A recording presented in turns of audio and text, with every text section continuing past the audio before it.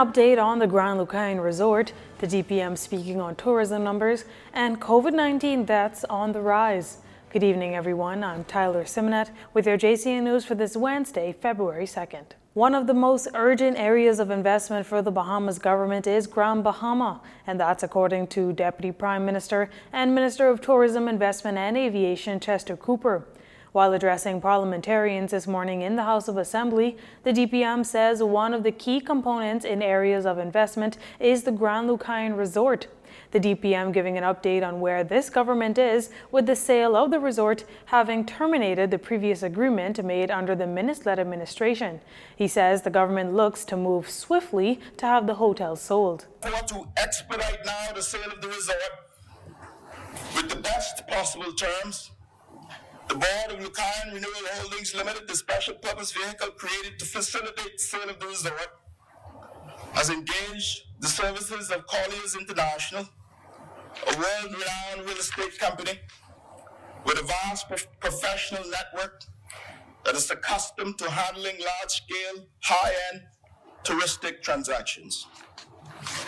Madam Speaker, much of the Bahamian people's hard-earned tax dollars have been invested in this resort, and we will not tarry in causing there to be as swift as possible a transaction on the best terms possible to move this investment along. Back in August 2018, the then Free National Movement government purchased the Grand Lucaine Resort, making a deposit of $10 million on the property, with the full purchase price being $65 million, according to then Prime Minister Dr. Hubert Minnis. Deputy Prime Minister Cooper says the Progressive Liberal Party at the time had advised the government against the purchase of the resort. But in governance, you play with the hand you dealt, not the one you wish you had. And therefore, companies interested in purchasing the resort will at a minimum be required to provide proof of funding and a vision and a plan to restore and revolutionize, help us open again the economy of Grand Bahama with a shared vision for the growth and development of this island. The offer process has begun in earnest. It will close at 5 p.m. on Wednesday, March the 2nd, 2022. DPM Cooper says the government is seeking partners that plan to invest heavily in the property and in the island of Grand Bahama.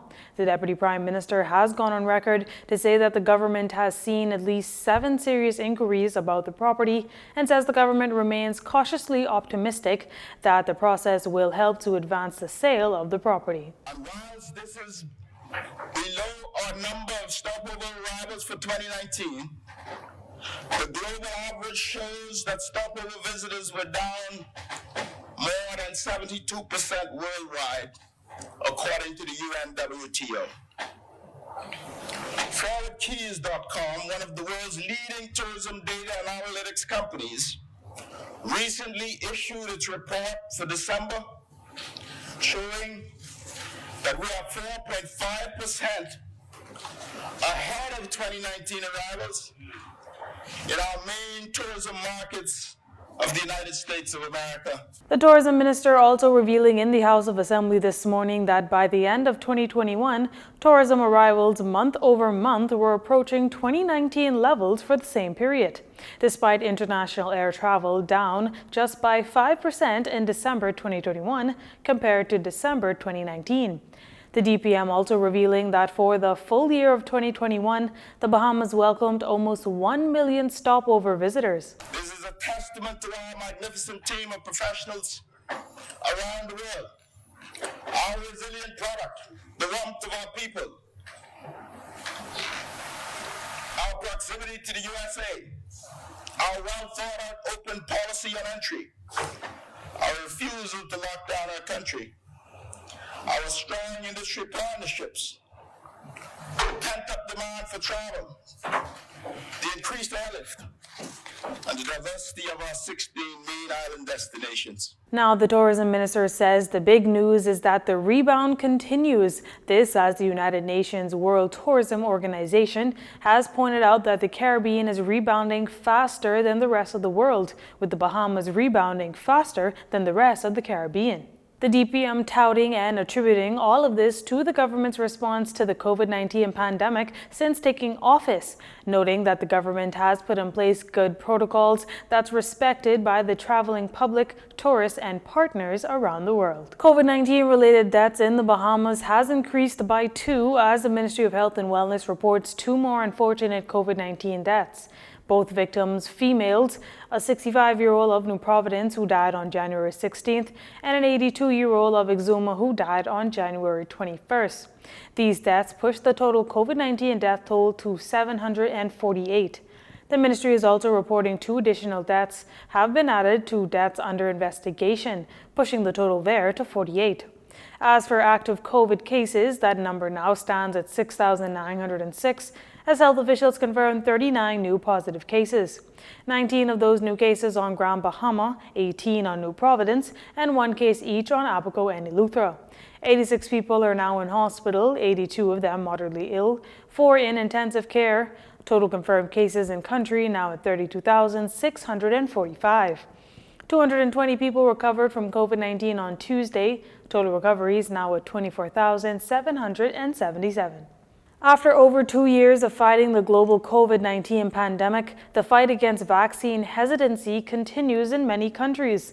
Pan American Health Organization officials are seeking ways to assist countries in the Caribbean with this issue. Assistant Director of PAHO, Jarbos Barbosa, notes that 90-some countries in the Caribbean are below the 40% vaccine coverage rate goal for the end of 2021, and says that vaccine hesitancy is one of the main reasons for this. Vaccine hesitancy is certainly playing a very important role. PAHO, working with the Ministry of Health, we had a survey last year showing that many health professionals were not well informed about the vaccine against COVID-19. We had another survey that was performed by UNICEF recently showing that the vaccine hesitancy is very important in many countries in the Caribbean, and that the doctors and nurses are the most trusted source of information for the families and communities. So we are working with the ministries of health in the Caribbean to develop a comprehensive communication strategy in order to mobilize the healthcare workers, the communities, to get the vaccination. Dr. Barbosa was responding to questions from reporters on what the Bahamas can do to increase vaccine intake in the country. He sends this message to those who are still hesitant to protect themselves against COVID-19. The Caribbean countries have been very importantly affected by the pandemic, the tourism and other economic activities, and the best way to recover faster is to get people vaccinated. As the director said in her initial remarks today, the vaccines that we have are not the experimental vaccines. These vaccines were assessed by stringent health regulatory authorities and by WHO. We have now only in the Americas more than 1.5 billion doses that were already used. We have a strong surveillance system that are monitoring any unexpected side events related to vaccines, so we can reassure people that these vaccines are safe and these vaccines can save millions of lives. As of January 29, 2022, 159,229 Bahamian citizens and residents have been fully vaccinated against COVID-19. The government does not have a serious attitude in addressing the management of COVID-19. Those are the words of Leader of the Opposition Michael Pintard, which resulted in tempers flying in the lower chambers between the Marco City MP and the Deputy Prime Minister Chester Cooper. Mr. Pintard called on the government to give credit for the groundwork left by the previous Free National Movement government. Because we are still in the midst of the pandemic. We experienced that, where there were periods. No, again, I'm here now, so let me say this. We were in the midst of COVID, and there were times where we took credit for some matters only for the numbers to change. That's the reality of life. Do not make the same mistake in terms of patting yourself on the back for things you had very little to nothing to do with. DPM Cooper was quick to his feet on a point of order to respond. However, Mr. Pintard interjected, and Speaker of the House of Assembly, Patricia DeVoe, had to bring order. Now, DPM Cooper went on to say the Marco City MP was being misleading and had this candid response to the comments made. It is offensive, Madam Speaker, for the member to say that our Prime Minister, Minister of Health in this administration has a less than serious attitude towards the management of COVID. Whilst out of the one mouth he says, don't politicize COVID, he does exactly that. The member is good at, he's good at words, Madam Speaker. He didn't use those words when he had the authority to do so as a member of the cabinet. And now he comes here and he makes these baseless accusations against this administration.